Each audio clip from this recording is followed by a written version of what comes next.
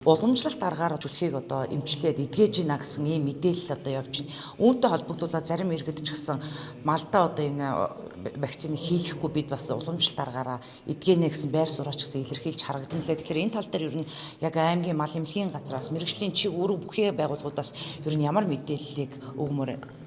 За энэ вакцинжуулалт явж явах яг вакцинжуулалтын үед бол бас сошиалор одоо бас ингээд буруу ташаа мэдээллүүд бас явагдаж байна. За манай эрдэмтэд бас одоо уламжлалт аргыг хэрэглэнэ гэдэл ярьж байна. Малчид ч гэсэн одоо би ингээд уламжлалт аргалыг хэрэглээд ингээд сайн болчлоогоо ярьж байна. Тэгээ энэ бол одоо бас ташаа мэдээлэл байна. За энэ улсын төсвөөс маш их одоо хөрөнгө мөнгө зарж одоо зөвхөн манай аймгийн 700 том вакцин авахтал одоо үндсэндээ 3 тэрбум төгрөгөөр одоо улсын төсвөөс мөнгө гаргаж одоо авчихна. Тэгэхээр зэрэг энэ их зардал чирэгдэл гаргаж энэ олон хоройцээр дэглэм тогтоож энэ 500 гаруй одоо Ховд аймагт 44 постын тэргүүл хамгаалтын 500-аад албаагч ажиллаж байна. Тэгээ энэ их нөрөх ажлын хажуугаар одоо ингээд бас манай иргэд маань бас иймэрхүү мэдээллийг бас өгч байгаа нь бас харамсалтай байна. Энэ асуудлыг бол одоо бид нар бас хууль хяналтын байгууллагад бас хандсан байгаа. Ер нь бол одоо ингээд энэ буруу ташаа мэдээллийг өгч одоо малчид иргэдийн дунд одоо бас төөрөгдүүлэх энэ ажил бол одоо бас явагдсаар байна.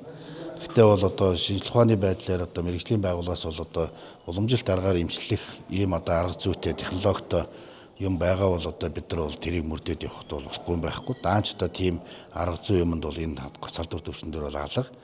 Ерөөсөө л тийм ээ вакцинжуулах ажил бол одоо хамгийн түрүүнд 1 тэрбум тэмцэх арга хэмжээ байгаа. Тэгээ энэ тэмцэх арга хэмжээний хүрээнд улс одоо 3 тэрбум төгрөг гаргаад энэ их зардал чирэгдэл гаргаад ингээд дархлаажуулалтын ажлыг зохион байгуулж явах юм дээр дундуур нь одоо ингээд одоо малчид иргэд одоо би ийм одоо асуудлуудыг гаргаж ирээд байна. Тэгээ энэ бол нэгдүгürt бидний ажилд бол маш их саадвч оруулж байна.